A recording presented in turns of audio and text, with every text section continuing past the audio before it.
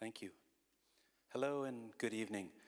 For those of you I have yet to meet, I'm Jason Linetsky, and as director of the Anderson Collection at Stanford University, it's my great pleasure, privilege, and honor to welcome you to the Bing Concert Hall for our 5th annual Burt and Deedee McMurtry Lecture. This year,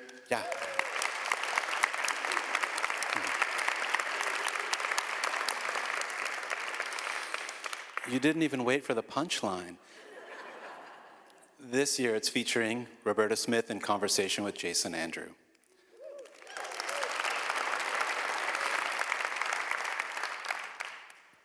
Thank you all for joining us.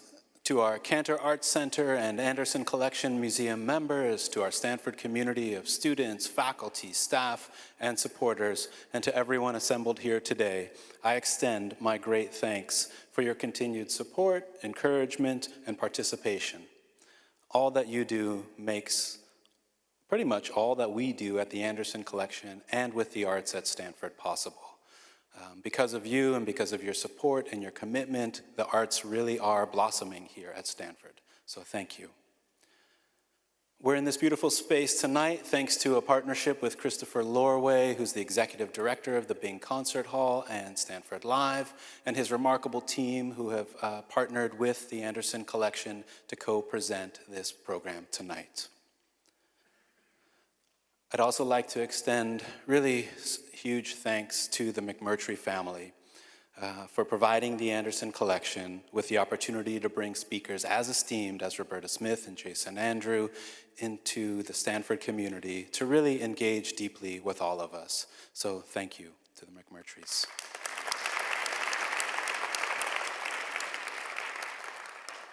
As you know, tonight's event is closely linked to the exhibition Spotlight on Elizabeth Murray, on view at the Anderson Collection until March 25th. Given our incredible fortune to have two people who know Elizabeth Murray and her work as well as anybody, I'm going to let them tell you about her. But I do want to acknowledge what an honor it is to be sharing Elizabeth Murray's work with our public, with our museum visitors. It's been an incredible opportunity to show works both large and small, paintings, drawings, prints. As sort of humble as a presentation it is, I think it really speaks to the capacity that Elizabeth Murray has had and the impact that she can have on so many people. I extend my gratitude to our lenders, to the collection of Harry W. and Mary Margaret Anderson, to the Murray Holman Estate, and to Pace Gallery. Without you, that exhibition would not be possible, and it's been an incredible joy working with all of you, so thank you. Roberta Smith needs little introduction, as there are few art critics as widely read and respected as she. Smith is the co-chief art critic for the New York Times. She lives in New York with her husband, Jerry Saltz, senior art critic for New York Magazine. Roberta's first review of Elizabeth Murray's work appeared in the May 1975 issue of Art Forum, and Roberta has had a sustained and deep interest in Murray's art and has written extensively about her work ever since. As I'm sure you will agree, so much of what Roberta Smith does as a writer is special. Something I have long admired about reading Roberta is how her words make me see. Through them, she provides encouragement and license to really look and to look hard. Her writing is clear and concise, pointed and directed. It's apparent what Roberta believes and where she stands, and whether one ultimately agrees with her thoughtful pronouncements, which admittedly I typically do, without question the reader is motivated to think carefully and reassess their own observations and opinions. Over the past 2.5 decades or so, Roberta's essays and reviews have introduced me to new artists, exhibitions, and ideas. As I reflect upon my time working with Hunk Anderson at his then collection offices, I can't help but recall one of my most important responsibilities, and that was to stay abreast of and read and digest Roberta's New York Times reviews. And equally importantly, if perhaps maybe not more so, was to have copies of them on Hunk's desk the morning they were published. And every spring and fall, whether Hunk was in his office or traveling, Anderson Collection staff was tasked with providing him copies of Roberta's articles, coined by Hunk as write-ups, on the New York auction scene and its recent results. Her word was like gold, and her writing has had a profound impact upon the Anderson collection. Quite excitedly, Roberta will be in conversation with Jason Andrew. Jason is an independent curator and producer, archivist, and writer. He lives in Brooklyn, New York, and is the director of the estate of Elizabeth Murray. I have to say it's been a remarkable pleasure working with Jason and the family of Elizabeth Murray on the development of our current exhibition. Jason has been generous in sharing his deep understanding of Murray's work and practice, and as I am certain you will soon see, he has a remarkable way of probing for insights and sharing delightful stories about art, life, and the times of Elizabeth Murray, and the enduring impact her career has had on artists working today. We're incredibly fortunate to have Roberta and Jason as our guests tonight.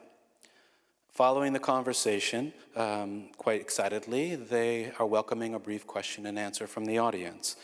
There will be microphones placed on the aisles, and we really encourage you to become a part of this conversation at the end.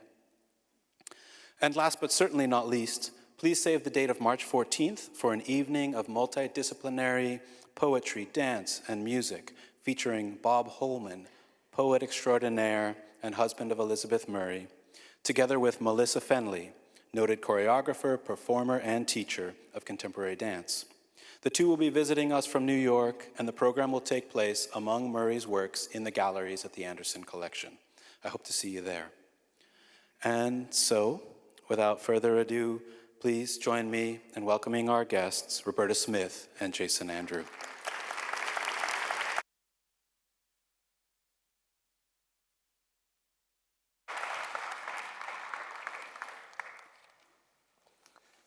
Hi. Hi. Thank you so much for inviting us both to be here. It's a real exciting moment for us. We've done this once before. This is our second time. We're still in previews. We're still, exactly. Took it on the road. Take it on the road. Elizabeth Murray was a go-it-alone risk-taker. Always intuitive, her work is uncompromising in its abstract imagery, scale, brazen color, yet never lacking for curiously subtle humor. Roberta Smith is one of our leading critics, and I'm totally humbled to be here with her tonight. Can you pinch me so I know I'm here? Roberta was one of the first to review the work of Elizabeth Murray, and that full review appeared in the March 1977 issue of Art in America. And then 30 years later, she would be the one that would write her obituary, calling her a New York painter who reshaped modernist abstraction. Wait, here we go. Let's get started. Oh my God, there it is. This is Elizabeth with the painting called Joanne in the Canyon. It's amazing. Here we go. There's Elizabeth's Rolodex. It was so amazing to find that. So in essence, you, Roberta, were present for nearly every artistic development from the start to the finish, from the beginning to the end. And what I find is amazing kind of rare symmetry between an artist and a critic. I, myself, came to know Elizabeth first through reproductions and back issues as a student at the University of Utah. They were always back issues because they would never be able to get them in a timely manner in the West. Somehow, I don't know, Utah, whatever. Fast forward to a lunch break in downtown New York while working for Jeff Koons on Houston and Broadway. And I walked into a group show, this group show, at Pace Wildenstein on Green Street, and it was January 1996.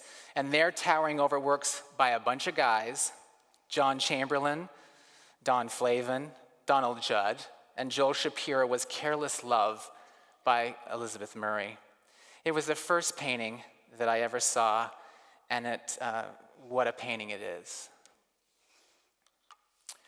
So, in putting this stuff together, we met and talked. We pulled a wide selection of works spanning the entire career of Elizabeth Murray. The last time we did this, we stopped around 1989, so we've got to really kind of... Going more. We've got to floor it. So and we hope to bridge the conversation to painting today. Honestly, we just spent a lot of time chatting about these images, and then we scrambled to get them all fit into tonight's program, so we'll have to see what we come up with. Let's get started with, we'll start with Elizabeth Murray as a student at the Art Institute of Chicago, where she fell under the spell of two influences. One thing I want to say is that he's so good at what he does that we have images of paintings that we didn't have last time, things that he's found, some of which we don't know where they are, but so look hard. You might be living with one, you never know. There we go. So. Yeah. So, Cézanne. Elizabeth said, the first painting I saw that really pulled at me was this painting. It's a little Cézanne, she said. Paintings of apples in a basket, a lopsided basket, and the space is all pouring out at you. And it was the experience of looking at it and thinking about it, not as an intellectual way, she said, but as a very sensual and clumsy way.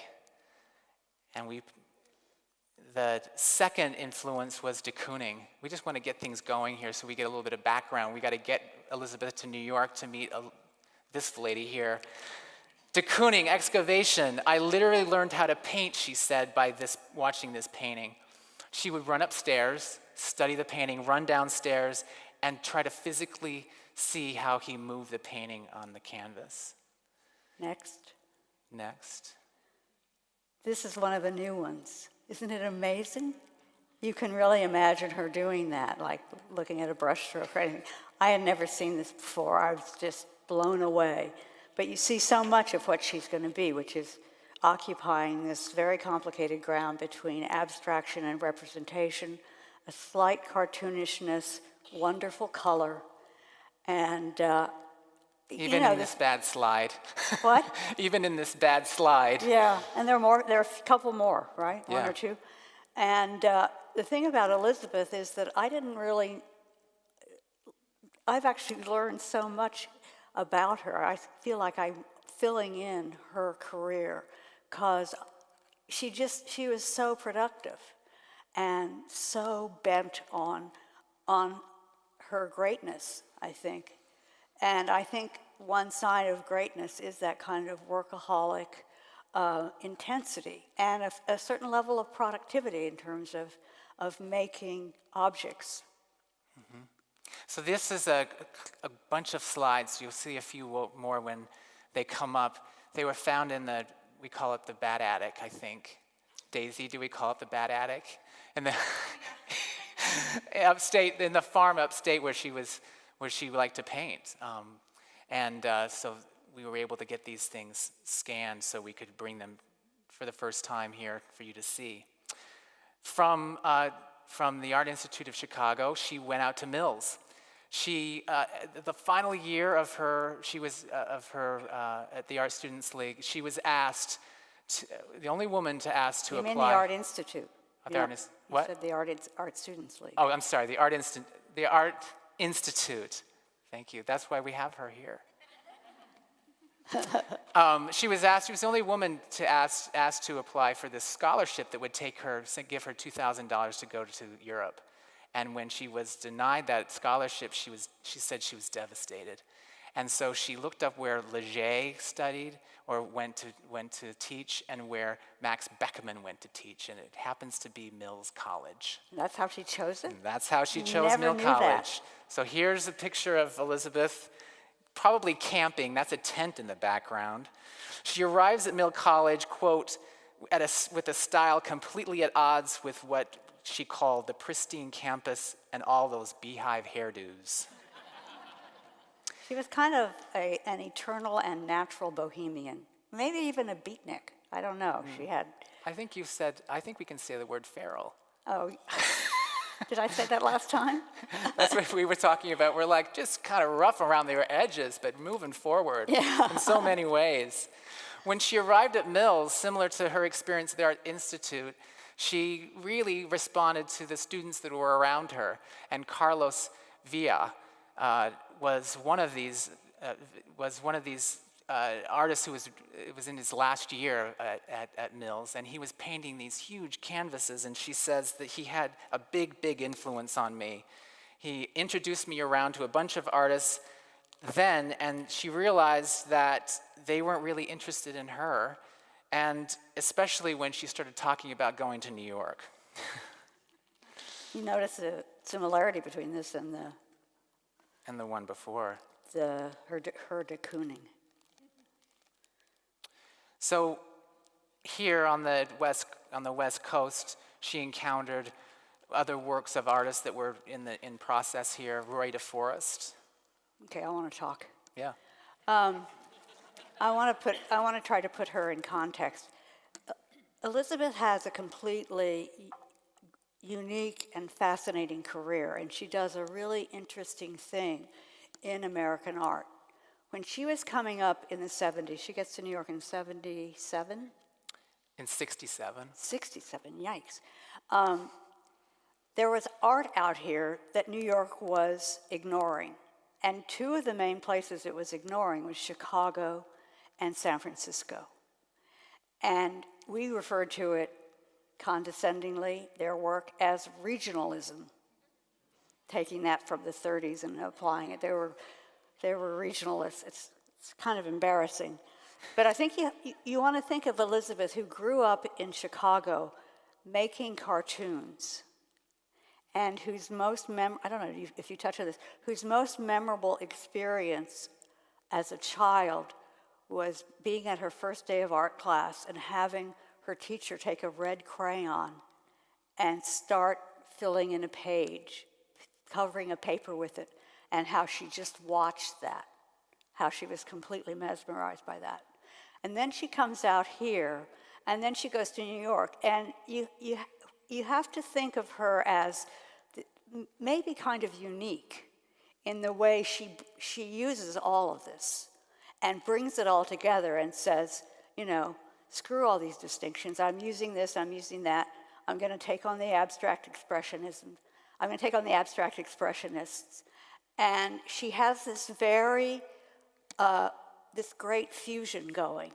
And she remains true to each thing in a way. I mean, she wasn't here that long, but the idea of thinking of her, say, with Roy DeForest, or Sure, this here. Somebody who's painting in a weird way. You probably remember his surfaces are little squirts of paint that look like chocolate chips. They have curls on them. And he's putting things on the canvas. He's bringing them out into space, and and he has strong color. These are sort of some of the basic principles of her art, and that's it for now. And humor also. And, I yeah. think, so she's encountering like painting and sculpture is painting, and then there was the big traveling exhibition. Let's see, is that on here? There's a big traveling exhibition of Jasper Johns that came to the West Coast, and when it came up to Richmond, the Richmond Arts Center, she saw it, and she said that was the moment when she realized that what painting can do. She said it was just fantastic watching someone using painting in such a structural way, but yet with a kind of humor and a kind of serious all combined. This is one of the slides that we found from... He's sort of like her second Cezanne in a way, isn't he? Like showing that could be done now. Yeah. It wasn't just in the 19th century. So here you see her going big and going dimensional. She's just out of college, and she's sort of laying out these attributes. Those are coffee cans, the circles? Yeah, this is actually tin cans that tin come, I would imagine they come out in space. And this painting has sort of like fins on it. I don't know if you can see it on the left and the right. Here's another one. This is a great example of the painting inside a painting. She literally would start structuring these paintings and nailing them to each other, as she says. And this is a direct quotation of a Johns painting that we should have here, but we don't. See us next time. Yeah, exactly. We're filling in the gaps here. Where he took a canvas and put it back out against another canvas. We have one more. This one is, this is 72 by 48 inches. And the year? This is 63. It's called Heads and Rainbow. Jennifer Bartlett, who was a fellow student at Mills, said she worked constantly and there was no sentimental bullshit. And Jennifer told her about Gorky, right? I think, yes. And Jennifer would have been, what are those skirts that are circles? Are they called circle skirts? Yeah. The hoop skirts. Circle No, skirts. there's no hoop. They go like that. They're beautiful. That's what Jennifer wore. I mean, Jennifer was this, she sort of, I knew her when she was in New York, and she sort of looked like an incredibly hip sorority sister. She had a very impeccable, specific way of dressing, and I always thought it was weird that they would be friends. When she left Mills, this was the last painting that she made. It's called Poverty from 1964, and the work is now destroyed. But this was highlighted as a great launching point to get her out into New York. And you're seeing here, she's coming off the canvas. She's got those little red arrows, sort of giving you an idea of what the drama is. It's not too hard to see. There's a policeman who might be coming to evict you or something like that with the title of Poverty. These little sort of thought balloons or clouds of smoke are another thing that goes throughout her painting.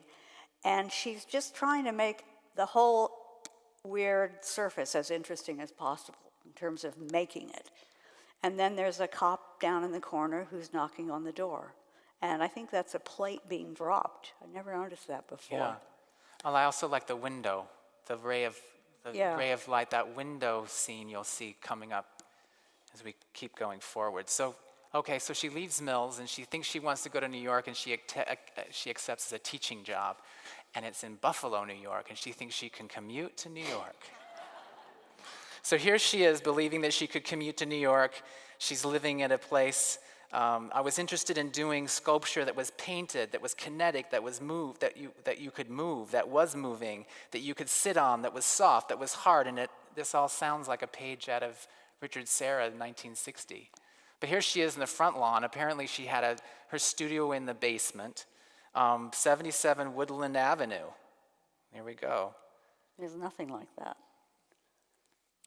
Here are those pants you love. Apparently the pants were kinetic, and they would kind of go like this.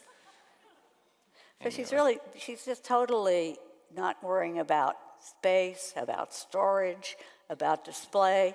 She's just building what she wants, and so already the scale is based, it's already abstract expressionist scale, except pants. So the traditionally minded had best better stay away from the first one-person show of Elizabeth Murray, wrote the Buffalo Evening News. Very prescient. And that's like a football player? Oh, that's a workman.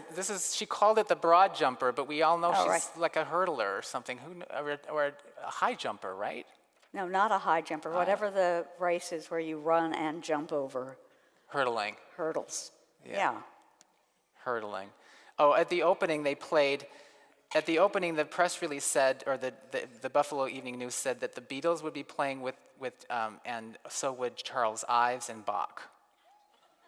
On the Oh, here's the article. There she is, with this big stuffed, Daddy Reading the Newspaper is the title of that work.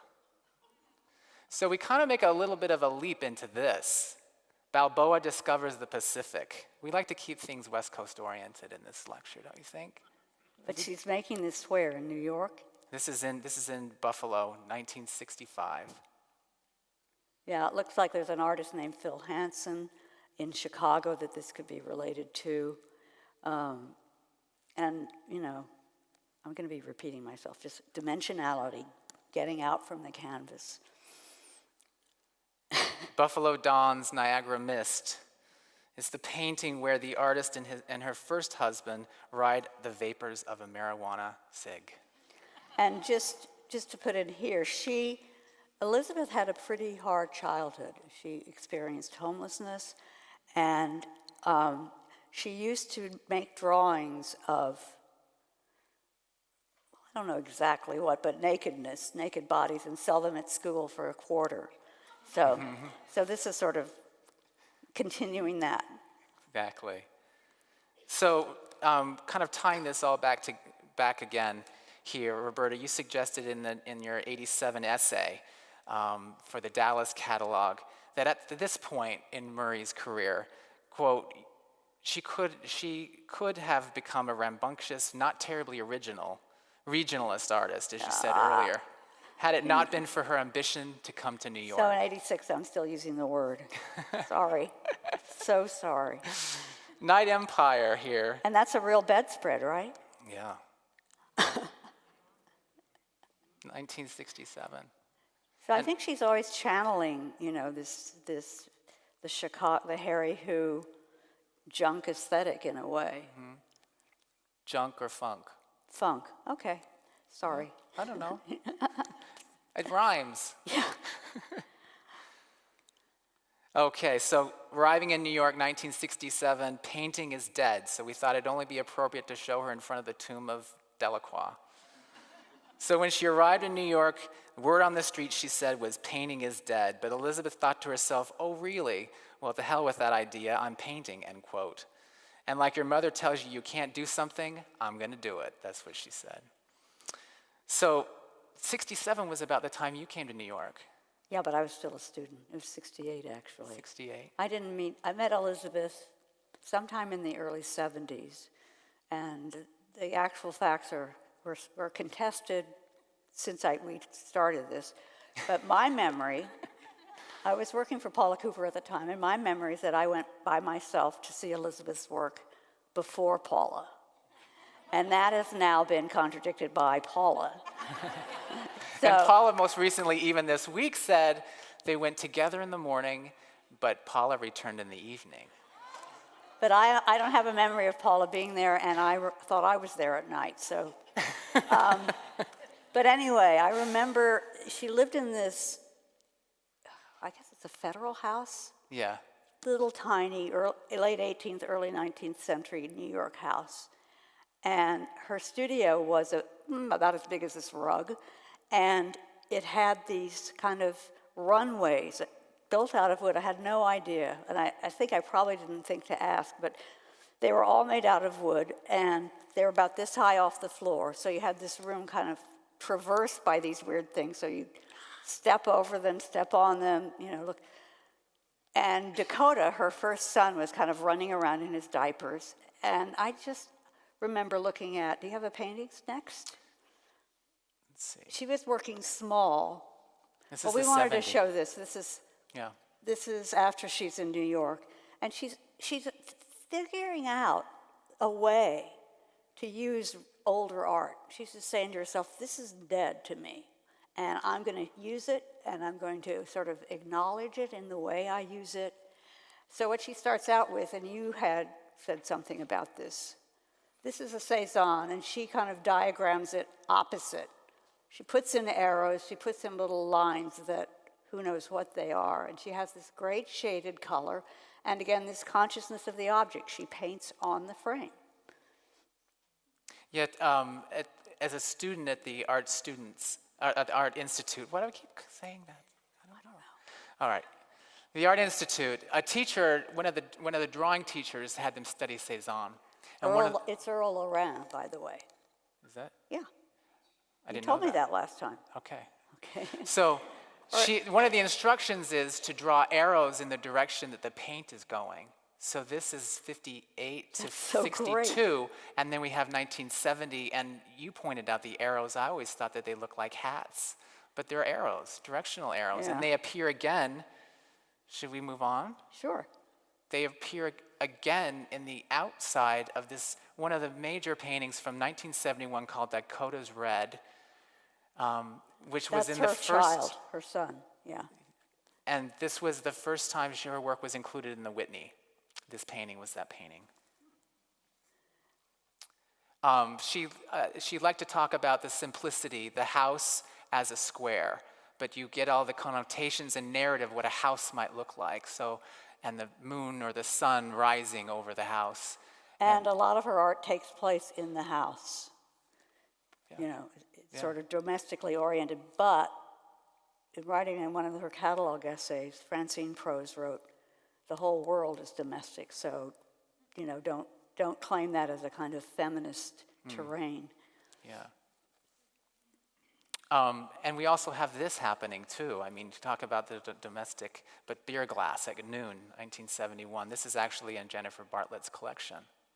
So here she's really looking directly at Cubism and what can she do that, and I never noticed the stairs in the upper right corner. Oh my God. Going up that window. So she's getting hints of architecture in there and kind of fracturing her form somewhat, and her paint surface is great. Yeah, it's really important to try to get a really good detail of this painting because I want us to see how chunky and clunky the paint is. You can see that on the margin, right? Then we have this.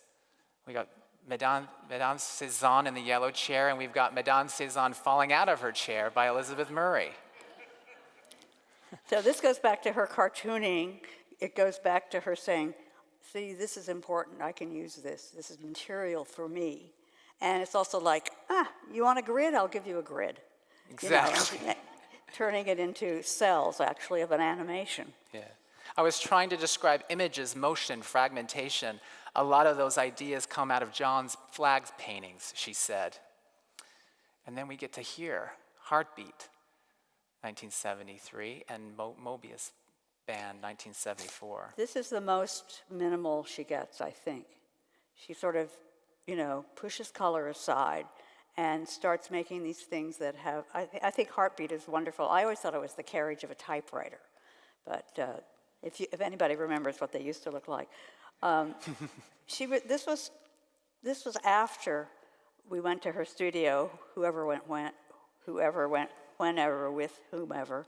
But what I remember about looking at that painting, and the ones with the triangles that are kind of a messy yellow with an ochre outline. Giant maidens. Yeah, giant maidens. They were small, but they were called giant maidens.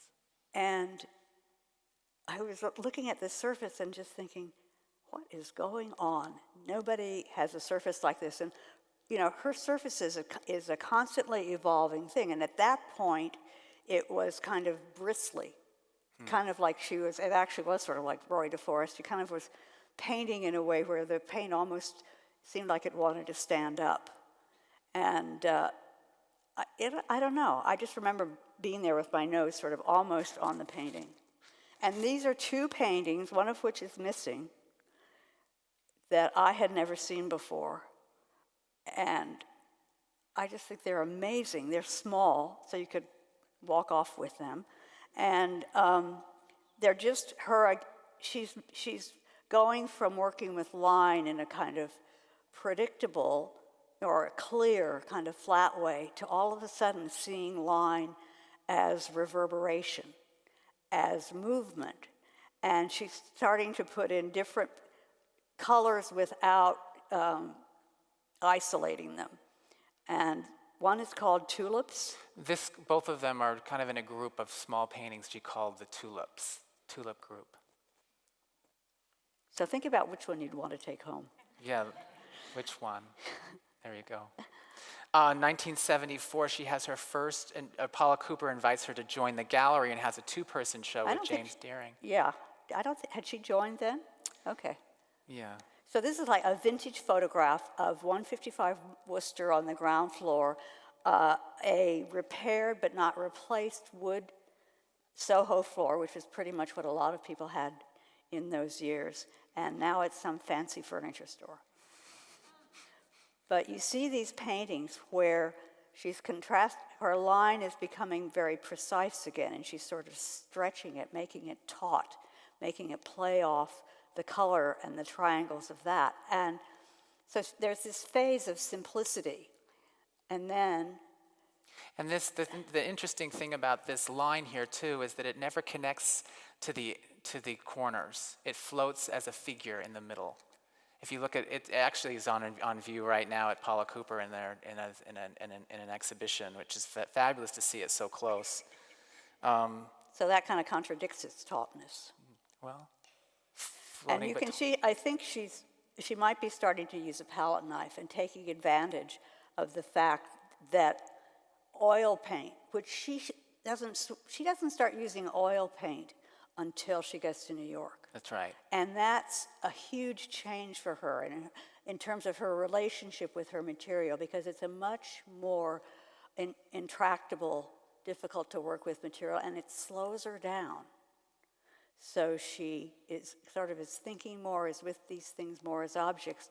So first you have the little kind of prickly thing that I saw in the studio, and then she starts taking advantage of the fact that oil doesn't always dry evenly, and she's probably shifting her medium. I don't know. Mm-hmm. I don't know enough, but a conservator would. Yeah, she didn't use dry pigment. She used just oil paint straight from pearl but paint. you can mix it different ways and ratios so that is matte or shiny. And it's actually a really great point to bring up too. There's another painting in this series called 1 and 2 and 3. And the painting I went to see it, and it's in very bad condition because of the layering that she was trying to figure out. This is like the moment. And this painting was actually painted in 1974, and then Paula bought it from the show, and in 79 or 78, she asked Elizabeth to come back and fix it because it had cracked. So you're seeing, that's a good point, that's part of the moment trying to decide what's happening. Here's the first one-person show of Elizabeth Murray at the Paula Cooper Gallery.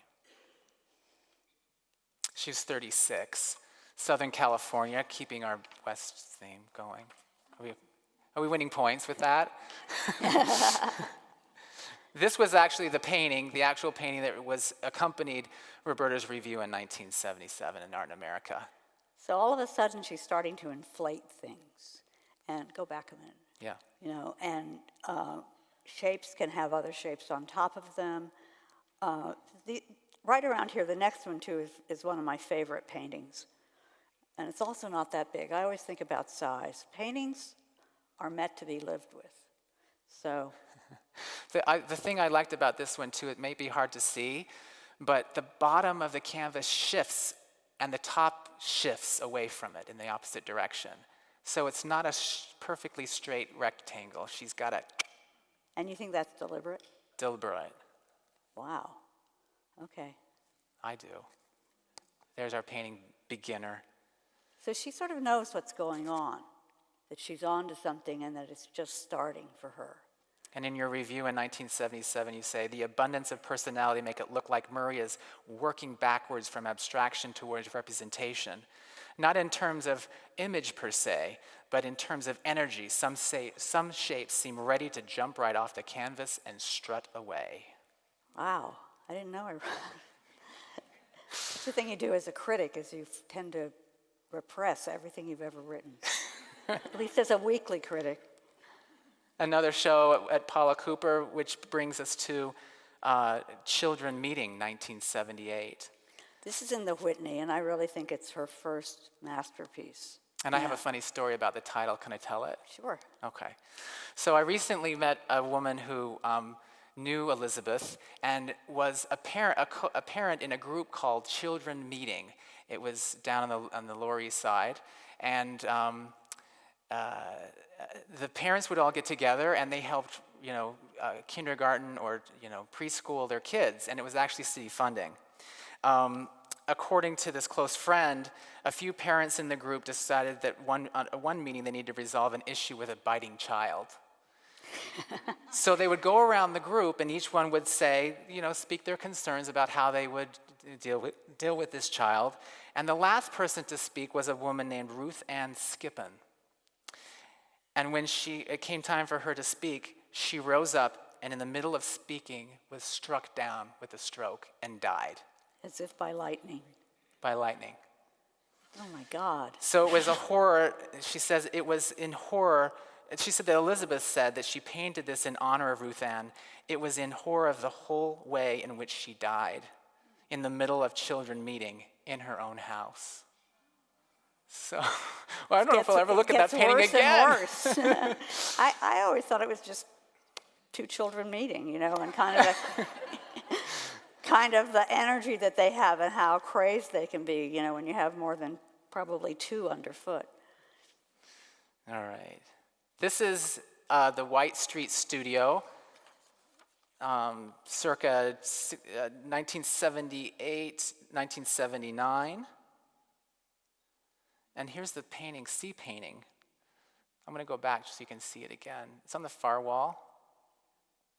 So that was going to be an entirely different, and there's Yeah. a window and a beam of light coming in. Yeah. Probably that was going to be a figure, that white thing, or a presence. Heart and mind. I am a painter, and these canvases become an arena to paint. They are the campus, my canvases are like the world, she said. And here she starts this real opposition of, the geometric and the biomorphic, and this kind of implicit, buried, figurative quality that continues through a lot of things. Here we go. Mouse cup. I've got to see this painting today for the first time. It was fantastic. And you see the hand coming out of the cup, so suddenly you realize it's this tremendous depth. Liquid that swoops wildly out of the lurching up in mouse cup also forms a six-figure hand, rather like a rubber glove. As it spills, it curves around, reaching up to the cup's handle, and in an attempt to simultaneously stop the forward spin, flattening the painting to the wall and restoring order. You wrote that. Nice. Thank you. The coffee cup becomes a metaphor for Elizabeth, and she describes it in one of the interviews, much like the apple as the forbidden fruit. As the apple and the forbidden fruit, it's really the symbol between the snake, Adam, and Eve. The serpent was offering a cup of coffee. Here we have Painter's Progress.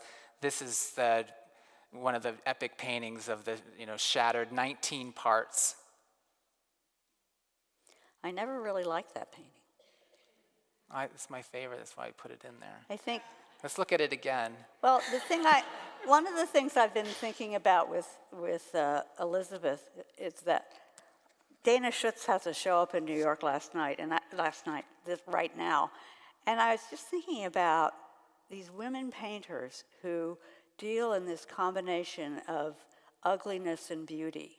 So you're kind of put off, and then you have to work your way back in. And I don't know that there's a real tradition, but I would go back from Dana, and Charlene von Heil also makes these really unresolved paintings, or that feel unresolved.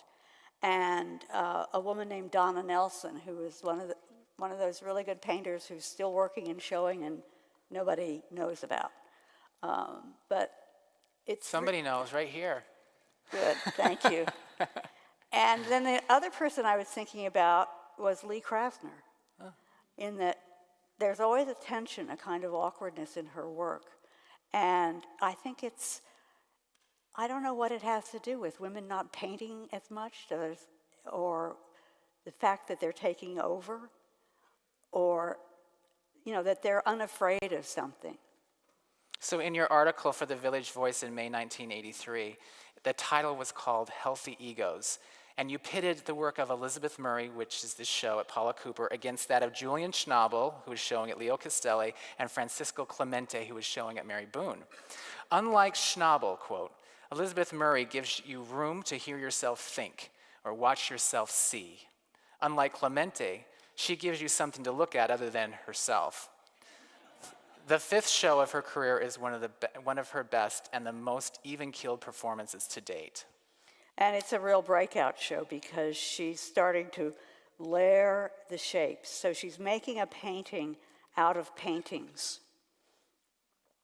We can see the abstracted beer glass appearing again in an upside-down table. This is a little bit harder to see, but the beer glass is still sort of centered image. This is two canvases, the Cleveland Museum, keyhole. So neo-expressionism was starting, and Elizabeth said, honestly, she thought that she was going to be the leader of the pack. Ha, ha, ha, she says, as delusional as I was. And there these guys were. It was so amazing. After all this feminism, the boys were back in town, and the women were told, "Go back to your places, girls." Sail away, baby. This one she describes as a portrait of her family. Daisy hadn't been born yet, but she still considers it the portrait of her family. And here we go with another show at Paula Cooper from '84. Where she penetrates, we now are looking at white wall in the middle of both of those paintings in the background. Here's a good way to take a look at that. All right. And it just gets more and more complicated, and you become more and more aware of the painting as an object. But I just want to point out that you never really lose sight that you're looking at something that was very intensely handmade, that is really painting. I think she takes it just to the brink and, gives you a painting that I think of as a kind of dimensionalized cubism that relates to your body quite literally. I don't know, I have something else to say, but I'll say it later. Yeah. So this is... In the Village Voice you wrote, Murray continues to pulverize, distill, and enmesh her surfaces, or her sources, fitting together personal imagery with a kind of psychological subject matter which reaches back to Munch, Miro, and Picasso's surrealism. This is a dog. Yeah. He's sort of sleeping, but not really. Yeah, it's hard to see the dog under the table. We also like the comparison of the dog and Elizabeth's under the table. So you've got Picasso's three musicians on that side and Elizabeth on that side. The dog is really hard to see, but you can sort of... Elizabeth was more sympathetic to the emotional range of Picasso. She stated, Picasso is harsher, stronger, more abstract. I love the little tail in the Picasso sticking up, though. All right. Okay, can you hear me? 9 parts. And this is a number painting, right? This is a number painting. There's a 1, a 2, and a 3, and an explanation. This is how she derived her shapes for this painting. Yeah, having structured the letters, keep my feet on the ground, she says. It's a control that lets me go off the handle on one side, a formal base for the whole thing to go crazy. I like that. And then one of your favorite, Not Goodbye. I think that's such a great title. It's like this whale, It's like a don't leave. And there's, just again, she's, Elizabeth is like the inverse of Robert Ryman in that she, after a certain point, what she's doing is showing you all the stuff that goes on in the painting. Just like Ryman has kind of deconstructed everything, so surface, support, the way it's attached to the wall. She makes you see that the canvas has a back, that the paint there's skin under the paint. And I don't know, I find that thought very, very interesting, that she's just taking it apart, and then she starts bringing it out from the wall so you can see behind. And the individual shapes, of course, have their own structures behind them. So I recently moved to East New York, and until then, Elizabeth liked to talk about using every arsenal, every medium that she could get her hands on paint-wise. And the idea of using spray paint was something that really hadn't been discussed so much in Elizabeth's work. So this is a shot of my dog Jax, and a graffiti tag in East New York, and we paired it with this painting called Bean by Elizabeth Murray. Elizabeth liked to talk about the fact that when she didn't want to ignore what was happening on the street, when she walked out of her studio, there was the guy with the boombox making the sound, there was a subway, there was all this commotion. And let me see, I've got a great quote. Whether you like it or not, even if you try to withdraw yourself from it, we're all really, really involved with it every day. You walk out in the streets and you hear it. The guy walking with his boombox blasting a rap song.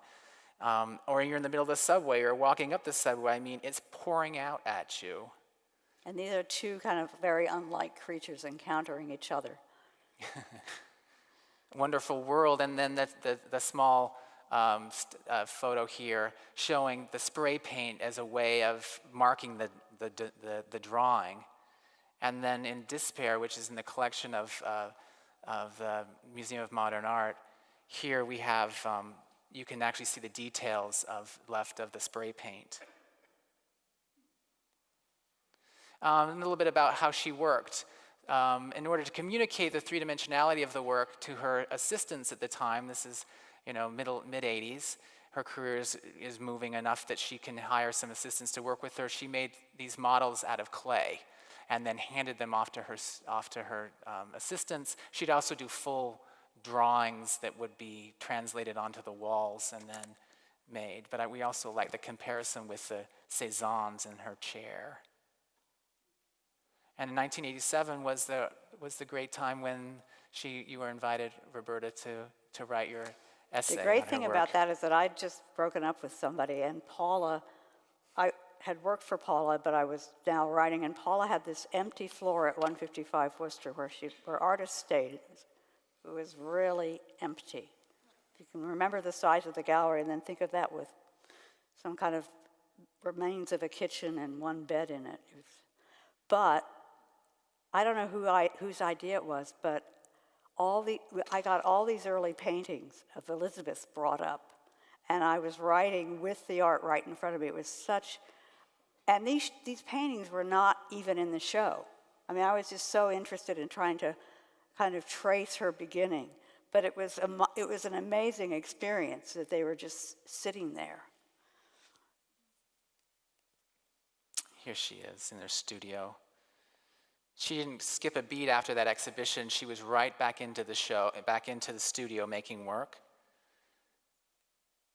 Here we have Things to Come, which is on view at the San Francisco Museum of Modern Art. My paintings are often strange and sometimes show me a side of myself violent and a physicality that scares me. It isn't always pleasant or easy. I don't always like it, but I do want to do the journey. Basically, that's what she's talking about, that the kind of, repellent or repulsiveness and the way you're pushed back and seduced at the same time. It's a dress, flying and tearing.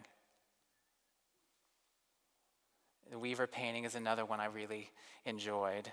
A loose yellowish thread charts an undulating, interlocking pattern all over this deep blue surface.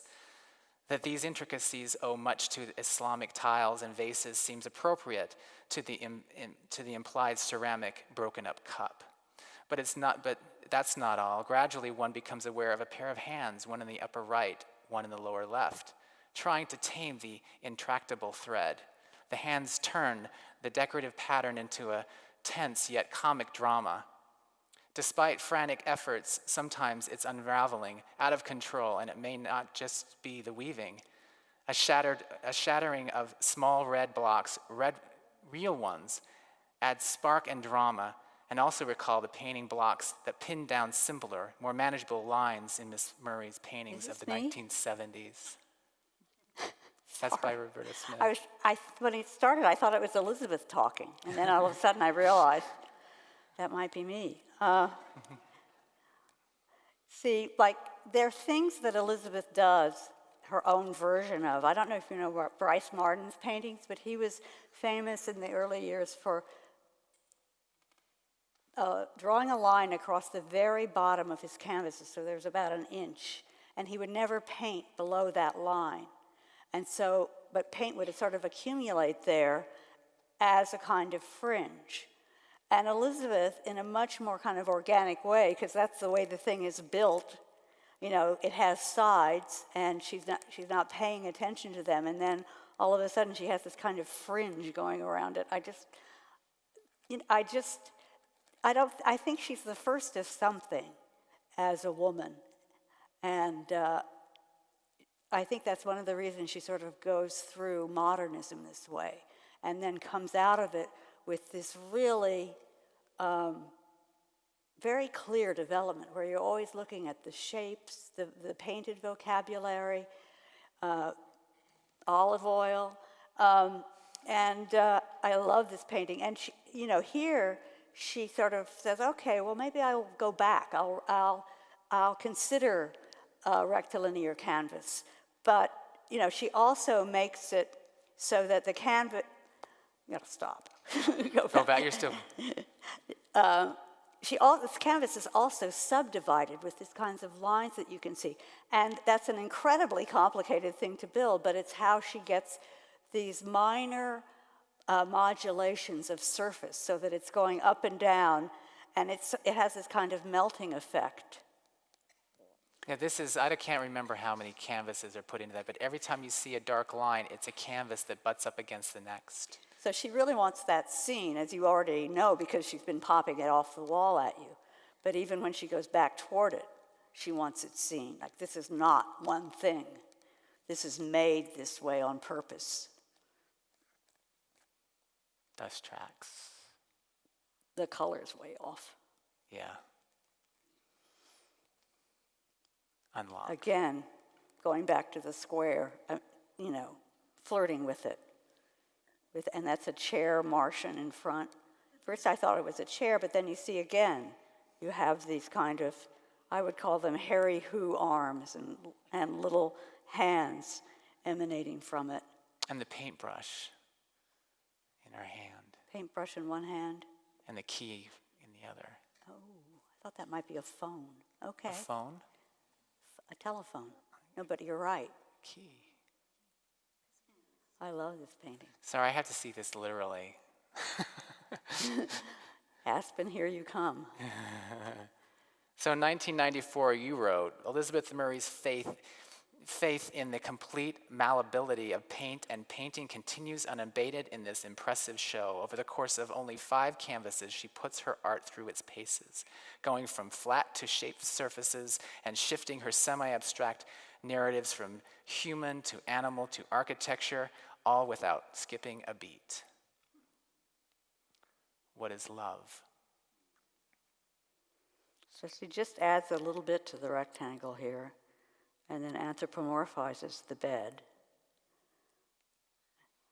Rain painting.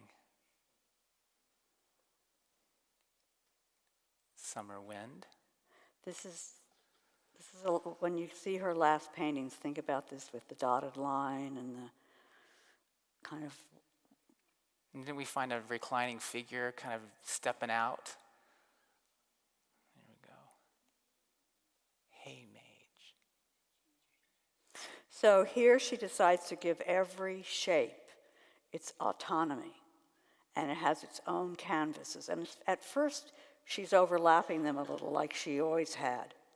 And the thing that's interesting about this is that when you look at these paintings, you realize that up to this point, the only white she's ever really used has been the wall. That there's some kind of change that happens, and I think the work kind of lifts up in a way, and her palette lightens up a little, but not really. But it has more white in it so that it does seem lighter. And all these things, they're people, they're separate hands, pairs of hands, and she still isn't quite rid of the frame. This is Bob. Tragedy struck on March 2005 when, in the midst of making this painting, she was diagnosed with cancer. Do the dance. And Roberta, you selected this painting in 2010 for an article featuring your favorite paintings. Has everything in it. Yeah, she has, you see how, again, she's just opposing, she gets so much energy just opposing straight lines and looping lines. And you don't know how much suffering is going on in this painting. Like, I start to see medical things and spinal cords and a figure with lots of things in its head, or then maybe that's a tray in a hospital room. Yeah, in a late interview, she discussed how difficult this painting was to resolve that it basically had 3 units, and then everything started kind of expanding. Everything you're seeing, the margin gets redefined and redefined and redefined and redefined, and that blue little thing that enters at the very bottom was the last thing she put in to kind of Which I always thought finish the story. was the East River. Partly because So there's clean. so many hospitals over there. That's right. I hate to say it. The last painting that Elizabeth made is this one, Everybody Knows, 2007. The legacy of Elizabeth Murray, at the time of her new paintings exhibition at the San Francisco Museum in 1988, she was asked if there is a contribution that she would like to leave, or a legacy. And Elizabeth responded that she wanted her paintings to be her legacy. And further, quote, "I guess I would like to have to admit that I would like to have had an inspirational legacy. Sounds too pretentious, I think, but whether I can, I really don't know." So we selected a couple of artists who were able to actually respond to an email to us and sent us an image. And Jessica Stockholder wrote back saying, "I write from a point of view of a younger generation of artists who follow Elizabeth, and my work clearly follows in her footsteps. Unfortunately, I have had not the privilege of knowing her, but I've always heard her spoke of as a wonderful person who managed to make great art, have a successful career, and have children too. She's a role model to many of us indeed, and much appreciated." And I'll continue. Another artist, Catherine Bradford, wrote, "While living in Maine and hoping to be a painter, I read an article in Art Forum about Elizabeth. It was in the 70s. She thinks it was Roberta's article.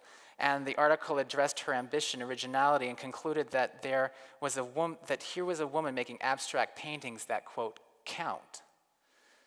Eventually, I saw the painting she did of her toddler daughter, Sophie, crawling, and that did it for me. At that time, I had twin toddlers crawling around, and there was this woman painter, sane, with children, widely admired. I thought of her and think of her every time I climb my stairs to the studio."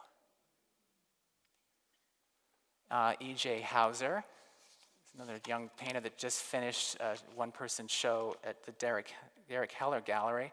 "One of the biggest things for me about Elizabeth's work, besides my love for the weird, difficult, demanding beauty of her work and the ideas inside her, is her singular, unique voice." And we had a lot of fun pairing up these two paintings. Jesse Reeves. That's not a painting. The sculpture with Elizabeth's painting. That's actually furniture. Furniture. This young artist hails from Portland, Oregon, originally studied furniture design at RISD, and then she dropped out, went back and got a painting degree. She uses sofas, chairs, ottomans, tables, bookshelves, bookcases, and she imaginally remasters existing furniture, similar to like what Elizabeth was doing, reimagining what painting is. The last painting we wanted to throw in here is this crazy one. This is Dana Schutz, called Mountain Group. Dana Schutz always has a big, she seems to have a kind of warhorse painting in each show that is about being an artist. And this show is it's also very clear that she's kind of apprenticed herself to Philip Guston, who's up there grabbing that rock. You can see the comb over. But you can see this energy here where it's packed together, and instead of individual canvases, she's going back to the square canvas and giving you this kind of compression of bodies and planes of paint and these different techniques. You know, when Elizabeth had her show at MoMA, I was disappointed in the response, and among younger artists and things. And maybe other people didn't have that feeling, but now it feels so different. Like she is so out there in the vision of younger artists and seen as somebody to learn from. And, you know, her combination of traditional painting with this kind of deconstruction and expose of the object. It's just, I don't think there's much like it, and I think there's something that historically she did something that hadn't been done by women. She really took on art history, and she really took on her contemporaries. And in her own way, it's very competitive out there, but she really won. She won from the beginning to the end. There are just so many paintings that you want to look at and explore, the shapes, their surfaces, the painted shapes. It's just this really big narrative of being made. And through that process, she really gets herself onto the surface for you. I'd like to end with one of my favorite quotes of yours, of hers, of her work. You were musing about this painting, Do the Dance, and you wrote, "In Do the Dance, Murray tells us that the end is near. The dance is life, and life for her was painting." That's it. That's it.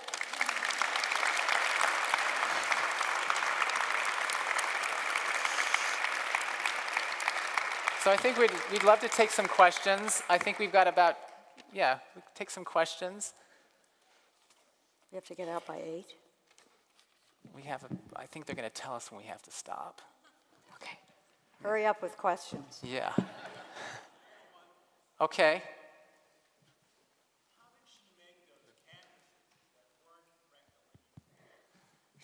She had a bunch of people who made them, including at one point Robert Gober. Is that Robert true? Gober did her story and the few of those paintings from 1984. Yeah, but she'd work them up with the clay. There'd be drawings, and then the clay would be a three-dimensional model, and they'd start working from that. And don't you think the process was a little peculiarly fluid for? Yes. Like she didn't, you think like you have to commit to this structure and this arrangement of three-dimensional shapes, and that would be it. But she would sometimes say, "We're going to take that off," or "We're going to," She still wanted, even though as she moved into those constructs, I would encourage all of us to go if you haven't seen the show at the Anderson Collection, because there you really get to see the ins and outs and the makings of it. She's not afraid to show you exactly how they were made. And we can sit and sort of describe all of the ways that they were constructed with the canvas and the stretcher and things like that. But really, she wanted you to see that this was paint on canvas.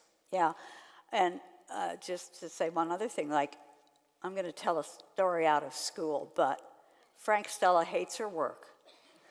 And he likes to say he's actually had 3 retrospectives at the Museum of Modern Art, his 2 and Elizabeth's.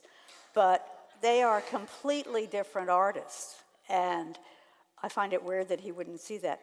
She is still continuing with these things as painted, handmade objects that have a very basic relationship to the wall, to its whiteness, and it's completely unlike what Stella has been doing. She always kind of tried. She hated that comparison actually, and said that Stella's not interested in painting. I'm interested in painting. Another question? Sure. So you've been focusing so much on Elizabeth's painting, but she's also a fairly prolific printmaker. And I'm curious if you could talk a little bit how her printmaking is sort of different and captures some different qualities than the traditional painting did. Sure, I can speak to that. I haven't even started to think about her prints. Sorry. It is. She's interesting. She's very interesting. It's a great question you bring up because she wanted to explore painting in all the ways. And the printmaking studio, what she was doing with printmaking, what she was doing in her actual studio, it was seamless. She would move fluidly in between each. And there's a great example of that in the Anderson collection right now. It's called Shoes. It's the first major print that she made with ULAE. And Bill Goldston tells this great story about he went to the studio to say, "Let's do a print together." And she said, "Okay." And he walked in and he saw what was going on and said, "We can't make prints We're like going that. to change the way printmaking is made right now. And Elizabeth said, give me the night. And she spent the night working on this, cutting, taping, connecting, opening, slitting, folding. And what you see up there is almost an exact replica of what she made that night. So it changed the whole process of what that was about. There's actually a great show that we would love to do, which is called Painting to Prints. It's seamless. Paintings and prints, it's the same seamless process for her.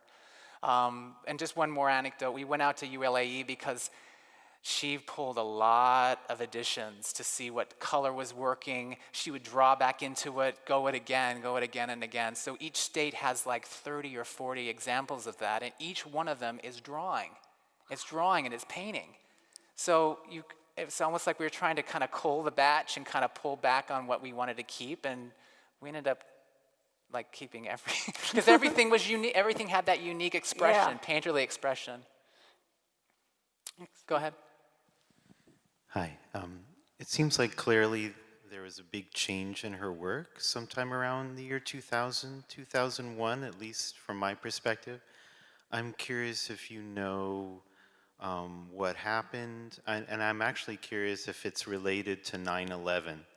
Because one little personal tidbit I have is that I was at the San Francisco Art Institute at the time, and she was supposed to come and teach right after 9/11, and then she didn't come. She was too afraid to fly at that point, and I'm curious if any of that led to that later work that she did, the change in the palette and the kind of smaller pieces that were more maze-like. More fragmented. Yeah, exactly. That's an amazing question that I've never really thought about.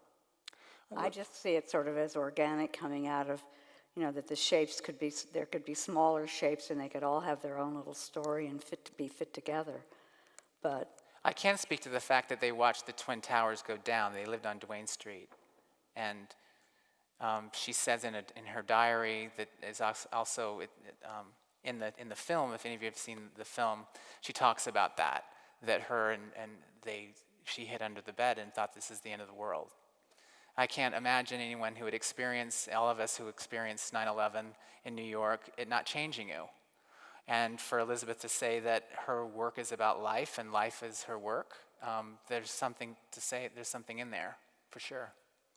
thank you for that question. Oh, it's hard to see, sorry. Speak up, just yell.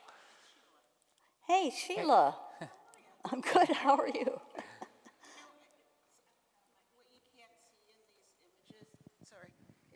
What you can't see in these images are some of these like really complex curves and the reality of the physicality against these trompe l'oeil drop spaces, and it's very confusing because you've got a hole here and that's flat, and then you've got this complex curve coming up, and it made me think, this is a very strange microphone, but it made me think that it's like a kind of early relief work, like Gilbarty's doors or the baptistry doors, or some of the complexity of how things come on and off the wall. And yes, it's painting, but the Well, it's sculptural- also a painting. What she did was she also changes the relationship between the Two and viewer's three. body and the work of art, because she doesn't put it quite in your space. No, it But- just makes me think of like Renaissance. You have to start moving to see the whole Relief. thing. Yeah. I'm sorry, that's not a question, but That's okay. okay. No, I think you're right. I would say yes. I mean, like what Roberta said earlier about old paintings being new for her. I mean, she went to the Met a lot and she studied that stuff, and she really knew her art history. She knew what she was referencing and knew how she had to know that so she could take painting into a direction that she was could. using. Yes. I mean, I think one of the most interesting things right now that sort of happened over the last 10 or so years is the feeling that things aren't really used up. That artists of a certain stature can go back and take things and use them either in a completely digested way or more obviously. This is anathema to what was going on in the 60s, you know, where you were really supposed to be just making these objects. And old art was great, but you, as Judd said, you know, or Stella, what's the point in doing it over again? Well, that's a cynical way of looking at it. There is a way that you do it over again, or you add to it, and it's by definition different because you're doing it, not somebody, you know, for the next salon. I just want to thank Roberta, thank Jason.